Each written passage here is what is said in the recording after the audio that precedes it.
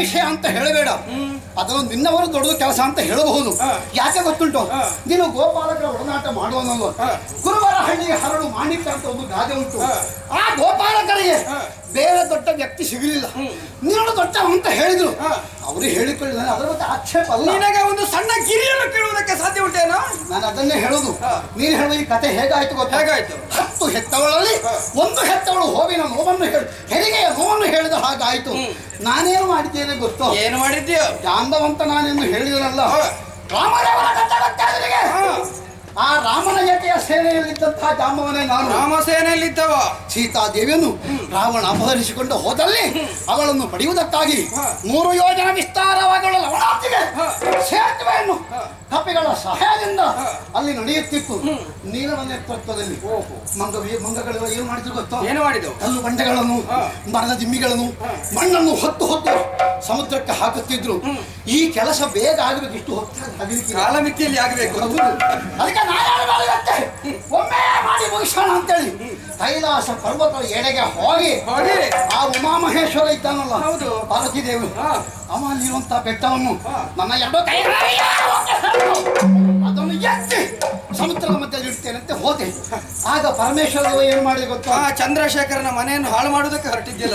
ಚಂದ್ರಶೇಖರನೇ ನನ್ನನ್ನು ಕಂಡಾಗ ಹೆದರಿಕಾಗಿದೆ. ಏನು ಮಾಡಿದೆ ಗೊತ್ತಾ? ಜಾಂಬವರೇ, ರಾಮನ ಕಾರ್ಯಕ್ಕೆ ಕೈಲಾಸುವುದು ಯಾಕೆ ಕೇಳುತ್ತೀರಿ? ನಿಮ್ಮ ದೇವರು ರಾಮ ಬೇರೆ ಅಲ್ಲ, ನಾನು ಬೇರೆ ಅಲ್ಲ. ರಾಮ ಶಿವರಾಮ ಅಂದ್ರೆ ಒಂದೇ ಅಂತ ಹೇಳಿ ನನ್ನಲ್ಲಿ ಈಶ್ವರ ದೇವರು ಸಖ್ಯವನ್ನು ಬೆಳೆಸಿಕೊಂಡಿದ್ದಾರೆ. ಪರಮೇಶ್ವರನಲ್ಲಿ ಸಖ್ಯವನ್ನು ಬೆಳೆಸಿದಂತ ನನ್ನಲ್ಲಿ ನಿನ್ನ ಹುಡುಗಾಟಿಗೆ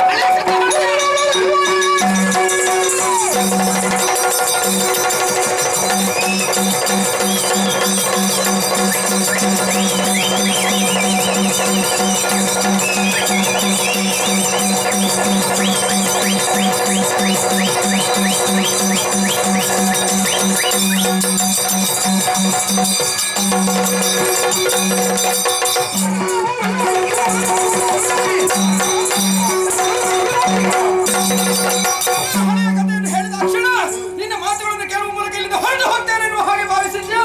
ಮಣಿಯನ್ನು ಮನೆಯಲ್ಲೇ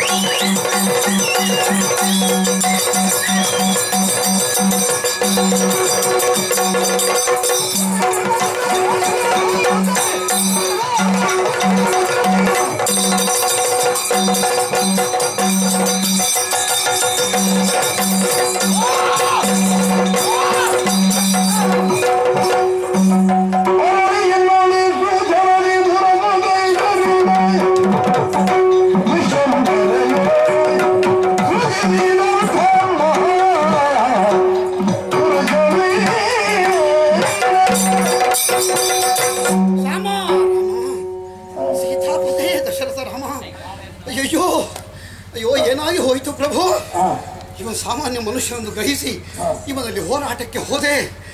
ಅವನ ಮುಷ್ಟಿ ಬಿಗಿದು ನನ್ನ ದೇಹ ಚಚ್ಚರಿವಾಯಿತು. ಕಾರ್ಯಕ್ಕೆ ಬಿದ್ದು ಬಿಟ್ಟನಲ್ಲ ನಾನು. ಯಾರೆಲ್ಲಿಯೂ ಸೋತವನು ಈ ಜಾಂಬವನಲ್ಲ, ರಾವಣಾದಿ ದುಷ್ಟ ರಾಕ್ಷಸರಲ್ಲಿ ನಾವು ಬಹಳಷ್ಟು ಪರಾಕ್ರಮದಲ್ಲಿ ಹೋರಾಟ ಮಾಡಿದೆವು.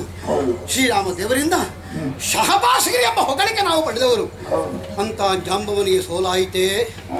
ಶ್ರೀರಾಮ, ನಿನ್ನ ಭಕ್ತರಲ್ಲವೇ ನಾನು. ಭಕ್ತ ವತ್ಸಲ್ಮ ಬಿರುದು ನಿನಗಲ್ವೇ ಸ್ವಾಮಿ. ಭಕ್ತನ ಸೋಲು ನಿನ್ನದಲ್ಲದೆ ನಮ್ಮದೋ ಹೇಳು. ಹುತ್ತದ ಬಳಿಯಲ್ಲಿ ಹಾವೊಂದು ಸತ್ರೆ ಹಾವಿಗೆಲ್ಲ ಅವಮಾನ, ಹುತ್ತಕ್ಕೆ ಅವಮಾನ. ಕಾಯುವ ದೇವನಾದಂಥ ನೀನೇ ನಮ್ಮ ಕೈ ಬಿಟ್ಟೆಯ. ಹಾಗಾದ ಇವ ಸಾಮಾನ್ಯ ಮನುಷ್ಯನಲ್ಲವೇ? ಇವ ಯಾರು ಈ ಮಹಾತ್ಮ? ಇವನು ತಿಳಿಯುವುದಾದರೂ ಎಂತೂ? ರಾಮ, ಯಾಕೆ ಹೇಗಾಯಿತು ಪ್ರಭು? ಜಾಂಬವರ ಅಂತರಂಗ ಏನೆಂಬುದನ್ನು ಸರಿಯಾಗಿ ಅರ್ಥ ಮಾಡಿಕೊಂಡೆ. ತನ್ನದಾದಂತಹ ಹೃದಯ ಮಂದಿರದಲ್ಲಿ ಶ್ರೀರಾಮನ ಮೂರ್ತಿಯನ್ನು ಪ್ರತಿಷ್ಠಾಪಿಸಿ ನಿತ್ಯ ಆರಾಧಿಸಿಕೊಂಡು ಬರುವವರು. ಹಾಗಿದ್ರೆ ಇನ್ನು ಮುಂದಕ್ಕೆ ರಾಮನೇ ಕೃಷ್ಣ, ಕೃಷ್ಣನೇ ರಾಮ ಎನ್ನುವಂತಹ ಸತ್ಯತೆಯನ್ನು ಅವರಿಗೆ ತಿಳಿಯಬಡಿಸಬೇಕು. ಅದಕ್ಕಾಗಿ ಈಗಿಂದೀಗಲೇ ರಾಮರೂಪದಿಂದ ಕಾಣಿಸಿಕೊಳ್ಳುತ್ತಾರೆ.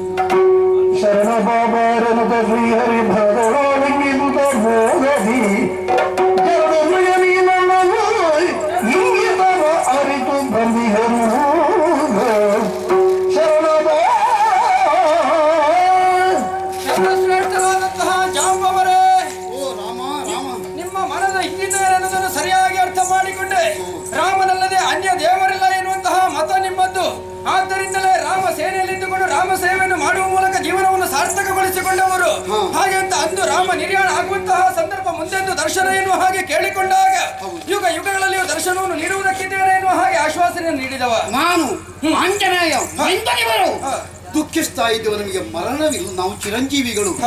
ನೀವು ನನಗೆ ಅಭಯವಿತ್ತಿದ್ದಿ, ಯುಗ ಯುಗದಲ್ಲಿ ನಿಮಗೆ ದರ್ಶನ ಕೊಡ್ತೇನೆ ಎಂಬ ಹಾಗೆ ಆ ನಿರೀಕ್ಷೆಯಲ್ಲೇ ನಾವಿದ್ರು ದೇವರೇ. ರಾಮ ಧ್ಯಾನದಲ್ಲೇ ನಿರತರಾದಂತಹ ನಿಮಗೆ ಯುಗ ಕಳೆದದ್ದೇ ಗೊತ್ತಾಗ್ಲಿಲ್ಲ. ಕಳೆಯಿತು ತ್ರೇತಾಯುಗ, ಇದು ದ್ವಾಪರಾಯುಗ ನಡೀತಾ ಇದೆ ಪ್ರಭು. ಯುಗ ಬೇರೆ ಆಗಿದೆ, ಆದ್ರೆ ನನಗೆ ಮೊದಲು ಈ ರೂಪದಲ್ಲಿ ಅಲ್ಲ, ರಾಮ ರೂಪದಲ್ಲಿ ಅಲ್ಲ. ಕೃಷ್ಣರು ಕೃಷ್ಣಾವತಾರದಿಂದ ಈಗ ಕಾಣಿಸಿಕೊಂಡಿದ್ದೇನೆ. ರಾಮನೇ ಕೃಷ್ಣ, ರಾಮನೇ ಕೃಷ್ಣ, ಕೃಷ್ಣನೇ ರಾಮ. ಪ್ರಭು, ನೀನು ಹೇಳಿದೆಯಲ್ಲ ಆ ಮಣಿಯನ್ನು ನನಗೆ ಕೊಡು ಎಂಬ ಹಾಗೆ. ಹೌದು. ಯಾಕೆ ಸ್ವಾಮಿ? ನಿನ್ನ ದೇವನಾದಂತಹ ಈ ಕೃಷ್ಣನಿಗೂ ರಾಮನಿಗೂ ಅಪವಾದ ಬಂದಿದೆ.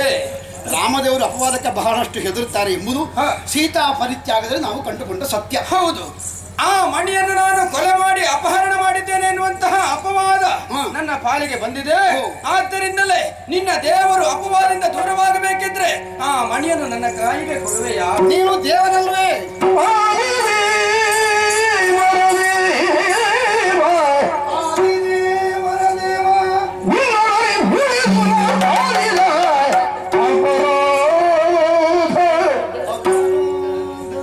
ಪರಿಹಾರಕ್ಕೆ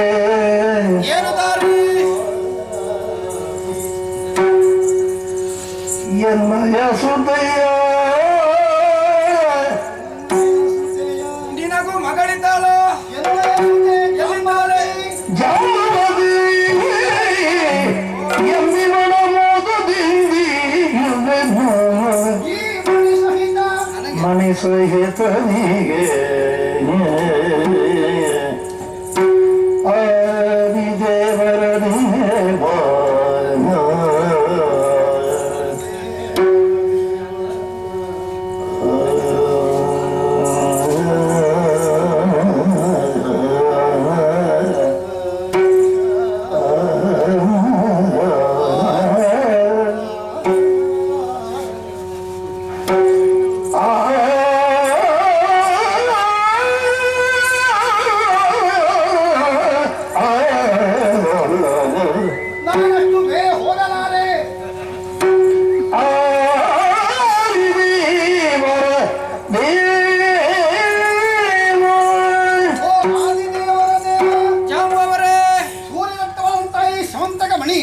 ಸೂರ್ಯನಾರಾಯಣ ಅಂದ್ರೆ ನೀನೇ ಅಲ್ಲವೇ ಸ್ವಾಮಿ. ನಿನ್ನಿಂದ ಸತ್ತಾಗಿ ರಕ್ತವಾದಂತಹ ಮಣಿ ಅದನ್ನು ನೀನು ಬಯಸಿ ಬಂದಿದ್ದಂದ್ರೆ ನಿನಗೆ ನಾನು ಕೊಡ್ತೇನೆ. ನೀನು ಹಲವು ಅವತಾರದಲ್ಲಿ ಭೂಪ್ರದೇಶಕ್ಕೆ ಇಳಿದವ. ಹಿರಣ್ಯ ಕಶ್ಯಪನು ಕೊಲ್ಲುವುದಕ್ಕಾಗಿ ನರಸಿಂಹನಾಗಿ ನೀನು ಉಳಿದೆಯಂತೆ. ನರಸಿಂಹನ ತಂತ್ರಗಾರಿಕೆ ಅಂದ್ರೆ ಲೋಕ ನಡೆಯುವುದಲ್ವ ಹೇಳು. ಹೌದು, ಆದರೆ ಅಂತ ನರಸಿಂಹಮೂರ್ತಿಯೇ ಎದುರಿಗೆ ಬಂದ ಹಾಗಾಯ್ತು ನೋಡು. ನೀನು ಬಂದಾಗ ಸ್ವಾಮಿ ನಿನ್ನ ಕಡೆ ನಾವು ಧನ್ಯಲ್ಲ, ನೀವು ಗುರು ಅಲ್ವ ಕೃಷ್ಣ. ಅಂತಹ ಮಣಿಯನ್ನು ಕೊಡಬೇಕಾದ್ರೆ ನನ್ನ ಕರ್ತವ್ಯ. ನಿನಗೊಂದು ಕಾಣಿಕೆ ನಿನ್ನಲ್ಲಿ ನಾನು ಮುನಿದು ಹೋರಾಟ ಮಾಡಿದೆ. ಪೂಜಿಸಬೇಕಿತ್ತು, ಹೊಡೆಯುವುದಕ್ಕೆ ಒಂದೇ ಬೇಸರ ಇಲ್ಲ. ಅದು ವಿಷಯ ಗೊತ್ತಿಲ್ಲದ ಕಾರಣ ಅದು ಮಾಡಿದ ತಪ್ಪಲ್ವೇ. ಆ ತಪ್ಪಿಗಾಗಿ ಒಂದು ಕಾಣಿಕೆ ಕೊಡೋಣ ಅಂತ ಇದ್ದೆ. ಕಾಣಿಕೆ ಈ ಮಣಿ ಅಲ್ವಾ? ಹೌದು ಸ್ವಾಮಿ, ನೋಡಿದ್ದೆ ಇವಳನ್ನು. ನೀನು ಮಗಳು ಅಂತ ಹೇಳಿ ಸತ್ಯದ ಮಾತೆ. ನನ್ನ ಮಗಳು ದೇವರೇ. ನೀವು ಬ್ರಹ್ಮಚಾರಿಗಳಲ್ವಾ? ಸ್ವಾಮಿ, ನಾನು ಅರಣ್ಯ ಸುತ್ತುತ್ತಿದ್ದಾಗ ಹೆಣ್ಣು ಮಗುವಿಗೆ ಕಾಣುವುದಕ್ಕೆ ಸಿಕ್ಕಿತು. ಆತ್ಮೀಯತೆಯಲ್ಲಿ ಕರ್ಕೊಂಡು ಬಂದು ಸಾಕಿದೆ. ನಾನು ಸಾಕಿದ ಕಾರಣ ಜಾಂಬವತಿ ಅಂತ ಹೆಸರಿಸಿದೆ. ಅದು ತೊಟ್ಟಿನ ಒಂದು ಗಂಡು ಶಿಶು. ಆ ಮಗು ಯಾರದು? ಆ ಹುಡುಗ ಆಮ ಬಳಿಕ ಸಿಕ್ಕಿದ. ನಿನಗೆ ಹೋದಲ್ಲ ಮಕ್ಕಳು ಸಿಗುವುದಾ? ಹೌದು, ನಿಮ್ಮ ಎಲ್ಲಾ ಮನುಷ್ಯರು ಹೀಗೆ ಎಲ್ಲೆಲ್ಲಿ ಬಿಟ್ಟು ಹೋದ್ ಮತ್ತೆ ನಾವೇನು ಮಾಡುವುದು ಹೇಳು. ಅನಾಥ ರಕ್ಷಕ ಇನ್ನು ನೀನೇ ಸಿಕ್ಕಿದ್ದಿ ಸ್ವಾಮಿ.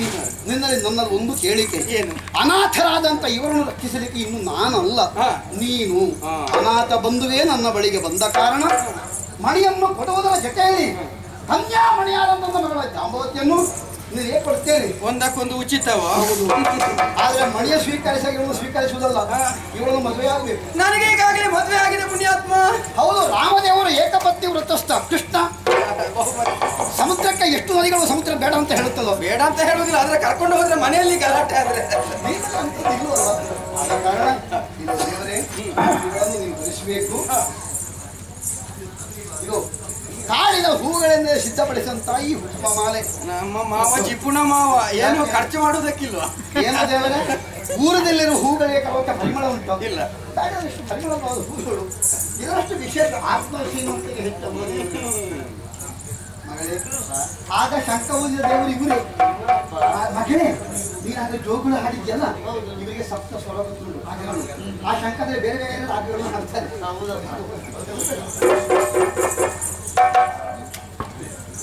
ಇನ್ನೇನಾದ್ರೂ ಕಾಣಿಕೆ ಉಂಟಾ ದೇವರೇ? ಕನ್ಯಾಮಣಿಗೆ ಕೊಟ್ಟಾಗಿದೆ. ಅತಿ ಇನ್ನು ಬೇರೆ ಇದೆ ಸ್ವಾಮಿ. ಇಲ್ಲಿ ನಾವೆಲ್ಲ ಆಹಾರ ಜೇನು ಸ್ವೀಕರಿಸುವುದು. ಒಂದಿಷ್ಟು ಜೇನು ಕೊಡೋಣ ಅಂತ ನಿನಗೆ. ಏನು ಅಂದ್ರೆ ನನಗೆ ಪ್ರೀತಿ. ಹಾಗೆ ಅಂತ ನಿಮ್ಮನ್ನು ವಿಜೃಂಭಣೆ ಮದುವೆ ಮಾಡಿಸುವುದಕ್ಕಾಗಿ ನಮ್ಮ ದ್ವಾರಕೆಗೆ ಕರೆದುಕೊಂಡು ಹೋಗ್ತೇನೆ. ಅಲ್ಲ, ಈ ದ್ವಾಪರದಲ್ಲಿ ಕರಡಿ ಊರಿಗೆ ಬಂದ್ರೆ ಇದು ಯಾವ ನವರಾತ್ರಿಯ ಕರಡಿ ಅಂತ ಹೇಳಿ ಆಗೋದು. ದೇವರೇ, ನನಗಂತ ವೈಭವಗಳು ಬೇಡ. ನನ್ನ ಒಂದೇ ಯೋಚನೆ, ಈ ದ್ವಾಪರದಲ್ಲಿ ಶ್ರೀರಾಮನ ದರ್ಶನ ನನಗಾಗಿದೆ.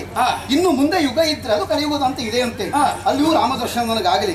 ಆದ ಕಾರಣ ಅಷ್ಟರವರೆಗೆ ರಾಮಧ್ಯಾನ ಮಾಡುವುದಕ್ಕಾಗಿ ಈ ಗುಹೆಯೇ ನನಗೆ ಏಕಾಂತ ಸ್ಥಳ. ರಾಮಧ್ಯಾನದಲ್ಲಿ ನಿರತರಾಗಿ ಶ್ರೀರಾಮ ರಾಮ ರಾಮ ಜಾಂಬವತಿ ಮಣಿಯನ್ನು ಪಡೆಯುವಂತಹ ಉದ್ದೇಶದಿಂದ ಬಂದಂತಹ ನನಗೆ ಕನ್ಯಾಮಣಿಯಾದಂತಹ ನೀನು ದೊರಕಿದ್ಯ. ನಿನ್ನನ್ನು ನಾನು ಬಹಳ ಸಂಗಾತಿಯಾಗಿ ಸ್ವೀಕರಿಸಿದ್ದೇನೆ. ಹಾಗೆ ಅಂತ ಮಣಿಯನ್ನು ಯಾರಿಗೆ ನಾನು ಒಪ್ಪಿಸಬೇಕೋ ಅದನ್ನು ಒಪ್ಪಿಸಬೇಕಾದ